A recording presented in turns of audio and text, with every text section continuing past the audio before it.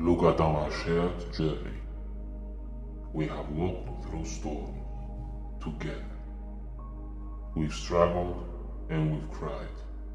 And yet, again and again, we find ourselves gathered around the fire, sharing stories, remembering what unites us. In every age, there have been seekers, souls moved by wonder, scientists, mystics, dreamers, all drawn to one ancient quest, the search for truth. Why are we here? What breath gave rise to our being? What awaits us beyond this life? Are we truly alone in this universe, part of something far more vast and interconnected? What moves the heart, stirs the soul, and calls us to act with meaning? How can we awaken together to a higher cosmic harmony, a greater reality? These questions have whispered through generations, and now, in this space, we invite you to listen, to wonder, to remember. Let your thoughts drift beyond the known. Let your soul feel the quiet truth in these cosmic echoes. This is a drop of divine knowledge. This is Luminous Drop. Let the journey begin. The information shared in this podcast is for educational and informational purposes only.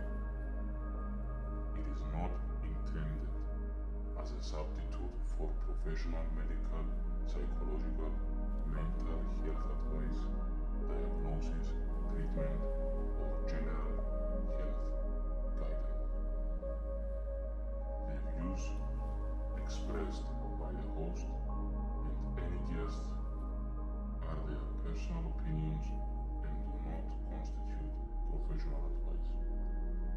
Always consult with a qualified healthcare provider before making decisions regarding your physical or mental health.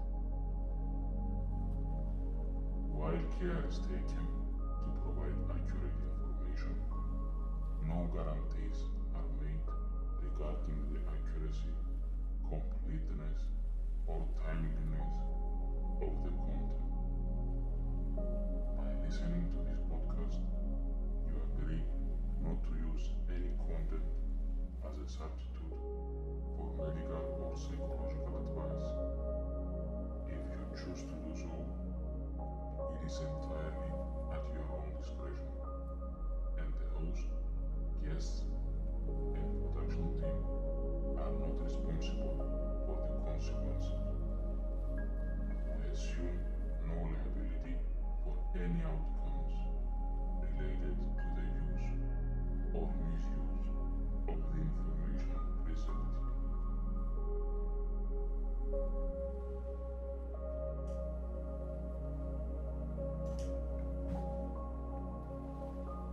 Welcome to Luminous Drop. This episode is about observation. What is observation? Observation is when someone is putting their attention to something, filter it, and then get out the processed information.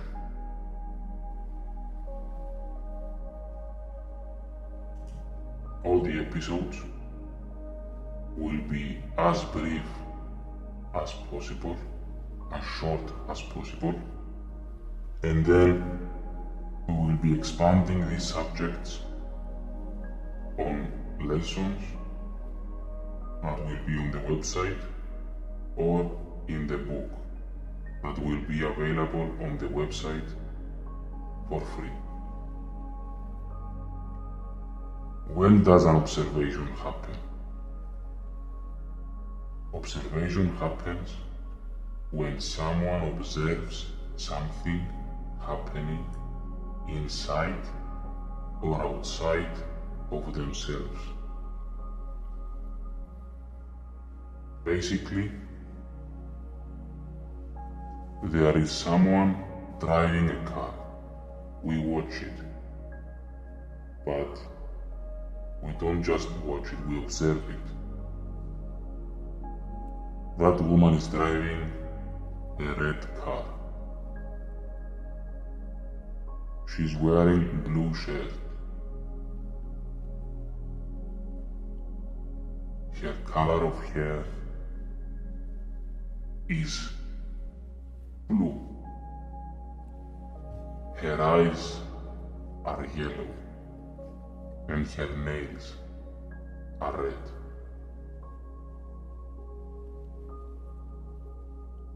Obviously, it's difficult to see all these details. Observation is an art. Science, basically, is the art of observation, the professional art of observation. When you are doing an experiment, basically you want to have a controlled environment,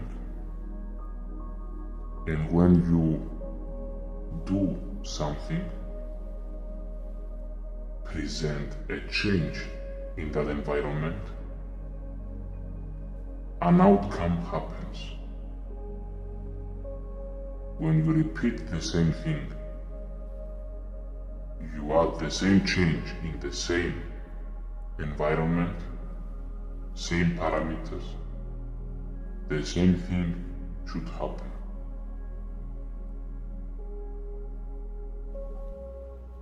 In short, this is science. You see the sun rise from the east, and then the sun hides in the west. That happens every day. We observed it, and that's the basis of science. What about experiencing? For an experience to happen, you need someone to observe and something to be observed. Either physical or not. So basically, you can observe someone playing tennis, someone driving a car, and someone diving in the sea. That's the physical part of it. There is a mental part, a more psychological part. You are enjoying the divers racing each other in the pool. Your emotions are high. I don't think that this is the best example, so let's take football or soccer. So, in football, you are rooting for your team to win. You are rooting to win. Their win becomes your win. You are very attached to the outcome. Like, you want the outcome to happen for your team to win, and then you feel the team's emotions, their happiness becomes your happiness, and that's wonderful. Yet we have to keep this in a healthy state. Fanatism didn't serve us well. You can go and search our history. So, we observe physical things we can see, and then we can observe our thoughts and our emotions during an experience. Two people can experience the same thing, yet they can get a total other outcome. Someone can experience swimming and having fun because the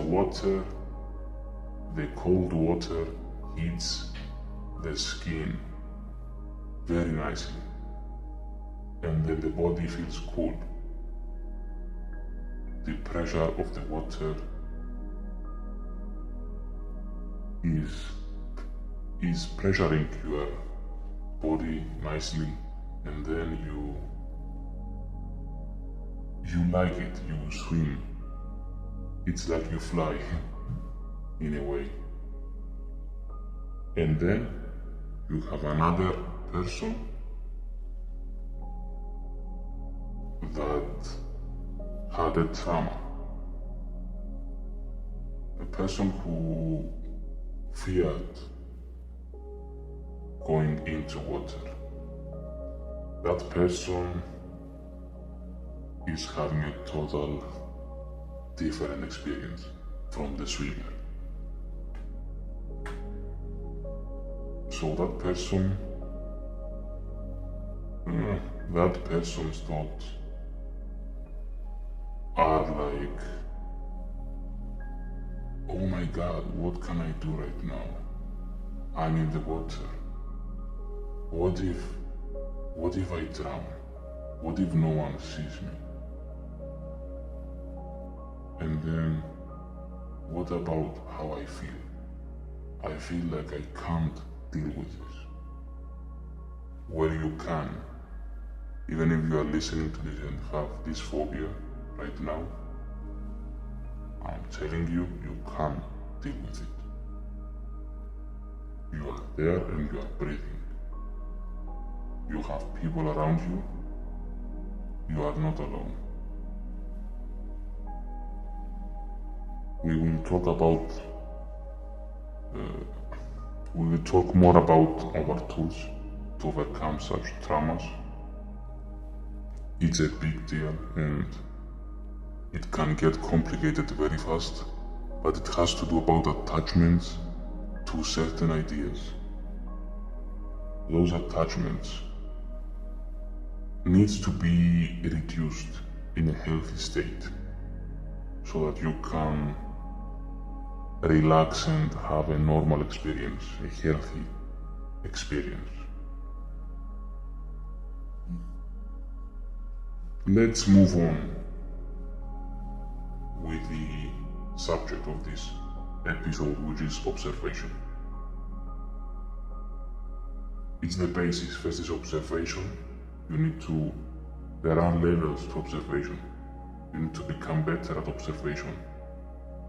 To observe the same experience in a different perspective. Not just one different, not just two, but more.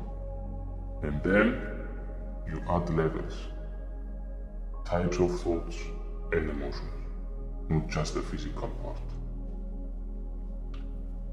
But basically our thoughts and emotions are ruining they can ruin our experience, thoughts and emotions, but they can also elevate our experience. Again, we can discuss this further in the episode where we will talk about attachments and acceptance. First is observation. You have to observe the experience. You have to observe your thoughts and emotions, and then you can start accepting some things, start mapping, writing down your attachments. This is a very advanced topic, like attachment mapping, you will be able to map your attachments and then to use the tools, some meditation, affirmations,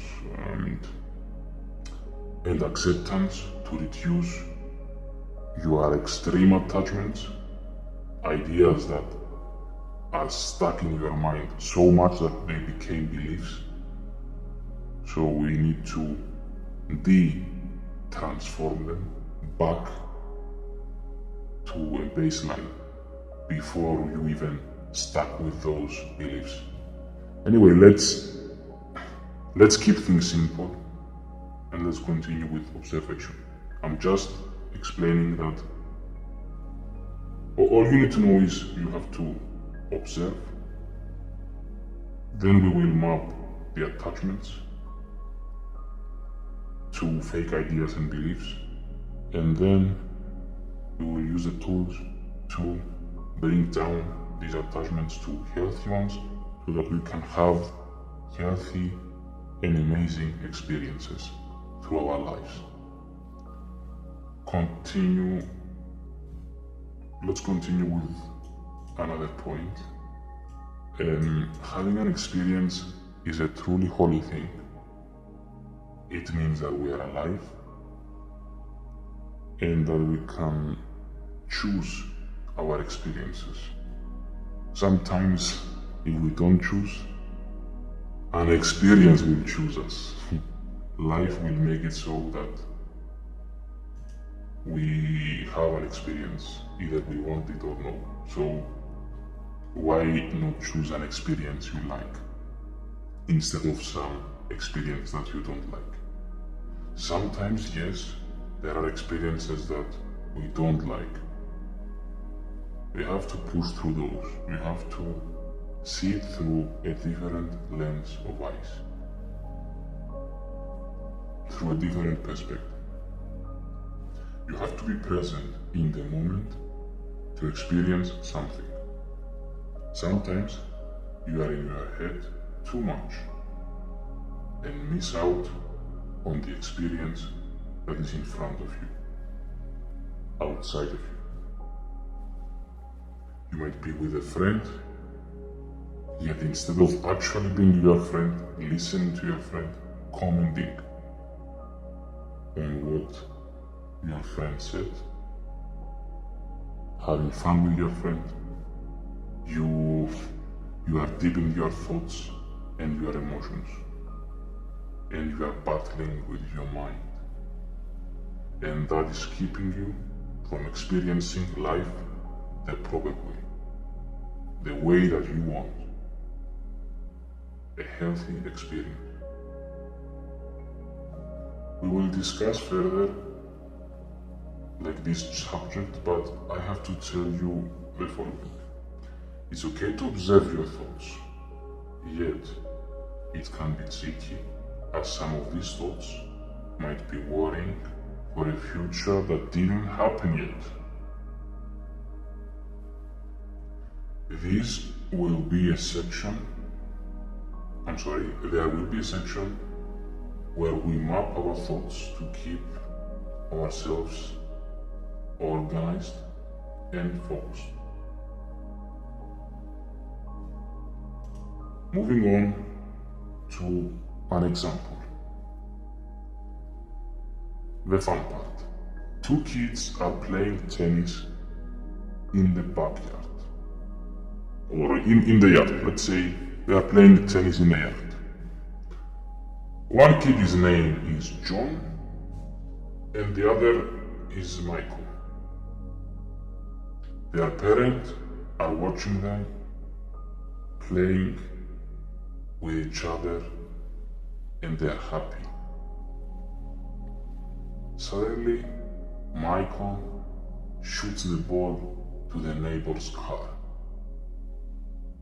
and the window breaks.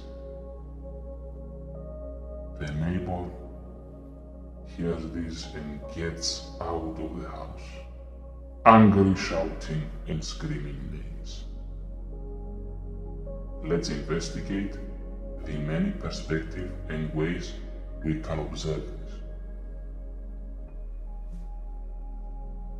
when you start observing different things, you will start understanding and discovering things about yourself and about others, the types of humans and the various perspectives, their filters, the way they process information.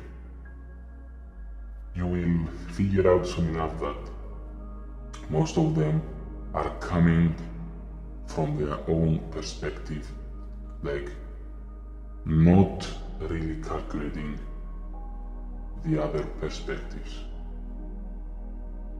In a way, they have ego, like more ego. In some cases, more than they should have, an unhealthy ego. Let's investigate the perspectives. The kids who play tennis, Michael, the kid who smashed the car window, remember? Well, that kid had that kid was depressed. So that kid was very happy to have an experience like that. It was the first time in months that he went out of his house and actually played tennis with a friend. The kid was joyful. The kid is joyful for the future. Now, the parents of the kid are very happy to see their son getting out. They didn't know that this was possible. They were stuck in a fake reality. They were stuck in the reality that their kid will be that way forever. So you cannot imagine the emotions, the happiness that they feel right now. On the other hand, the neighbor doesn't know any of this, comes out of the door screaming because they hit his car. Now, tomorrow, he was gonna go with his wife to present that car to a car show. That car, you see, was an antique, a very expensive car. Now the parents, of course, okay, let's not go there right now, I will explain later. There is another perspective. There was a messenger of a shipping company transporting a package to the parents of the kids who were playing tennis. That messenger saw them. He saw two kids playing with each other, having fun, smiling, and the neighbor appearing as an asshole, basically. So, who is in the right? And does it matter if someone is in the right or not? Well, what can we learn by understanding their perspectives? So, first of all, when we investigating these topics, we don't know what we don't know. At first, the messenger could say, oh, you know, the kids were dumb and stupid. They were naughty and they broke the car window of the noble neighbor. Another perspective will be that the neighbor should shut up because that kid won a battle against his depression. so he deserved that, even if he broke the window of his neighbor's car. Well, this is not about what's fair and what's not. This was about investigating the different perspectives of some people who were experiencing a moment, an experience. Total different experience. The messenger is the detached one. He's the less likely to cause any trouble or to get involved in the situation. That depends on its filter. Before we go there and discuss the filter and end this podcast, the neighbor could just say, hey, someone broke my window, it made a mess. Can you help me fix the window before tomorrow?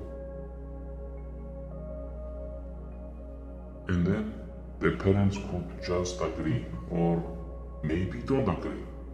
It just depends on their filter. So it's better to let things go and don't take things personally. This reminds us to be fair, even though we are not. This is not the justice episode. We are not discussing justice here, it's just the perspective. So, what does it need for a full observation cycle to happen? What is needed? So, this is the takeaway of this lesson. Listen closely. Observation happens. Your attention is on a certain thing, okay? So, what do we mean by attention? Attention, we have senses. We have vision, we have our ears, our taste, our feeling, and our smell. We could smell the grass, and we could just stay at that. Maybe the messenger just smelled the grass, the green grass, and he was reminded of his dead wife, for example. So he was in the moment remembering his wife. And he discarded everything that happened. How about that living in your world? So yeah, observation happens in a different state, in a different level. So it can happen on many levels. Basically, it is receiving an information. The second thing is filtering the information. What is your filter? Each one of us has our own filter. Now, our filter is very complicated. But let's investigate a few things of how our filter is formed. So it is formed through our experiences, the various attachments, high emotions to things and ideas, plus other things. We'll not review this further because it's very interesting. So, I don't know if you heard about Dr. Joe Dispenza, and I don't want to really judge him or anything. It's just that even if the information of someone is true or not, we see what we can get from it, okay? Doesn't matter if we like the person or not. What matters is what we can gain from it, what we can benefit. And in this case, I got one thing, very important thing from Dr. Joe Dispenza. High emotions, when you have high emotions and you are experiencing something,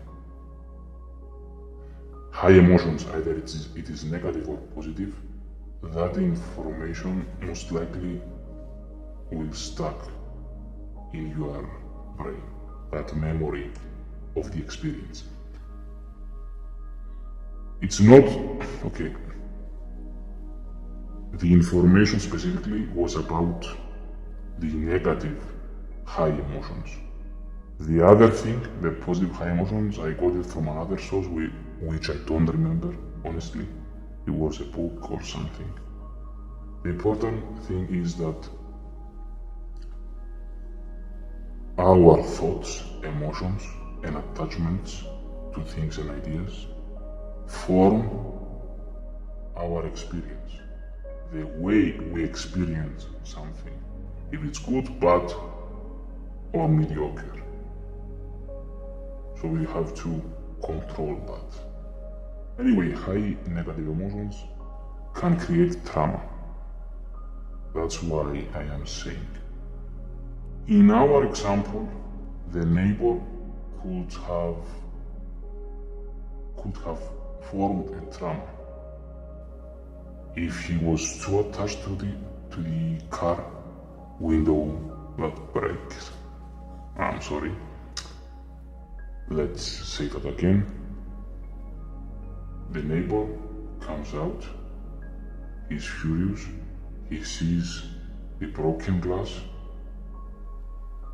and then thoughts are coming into his mind. Oh, your car is not good. You failed. We are not gonna allow you to come into our competition. You shamed us. And thoughts are thoughts are spiraling from there. Anyway, so you can imagine the emotions and stuff that follows. That's the second. So first observation happens, we receive information, and then we filter. Our filter depends on many things. And then our filter produces the end result of the processing, which is the feeling, the thoughts of that experience.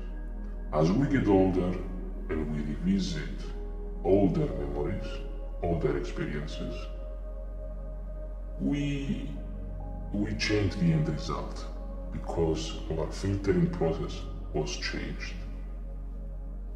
It's a very interesting subject, the filtering process. The filtering process might be the cause for all the misery in the world, and at the same time, that might be the cause for all the happiness in the world. The filtering process, the way we perceive things. That was another episode. I hope I didn't bore you to death. Bye bye.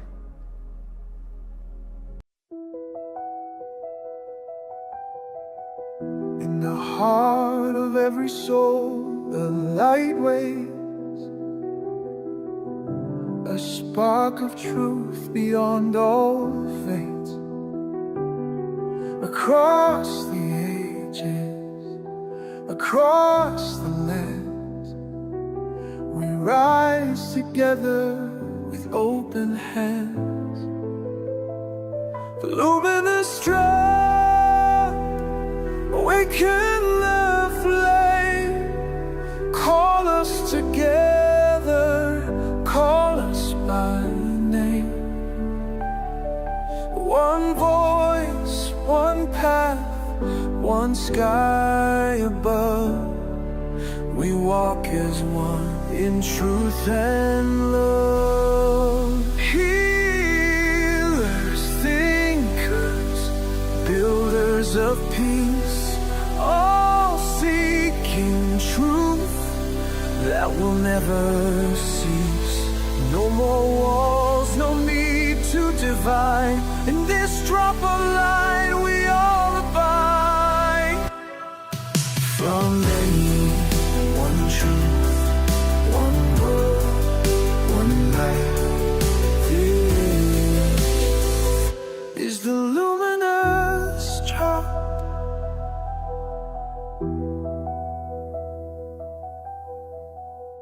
In the heart of every soul, a light waits, a spark of truth beyond all fate. Across the ages, across the land, we rise together with open hands.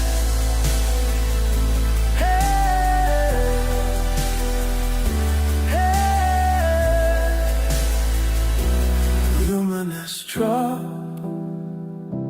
awaken the flame, call us together, call us by name. One voice, one path, one sky above.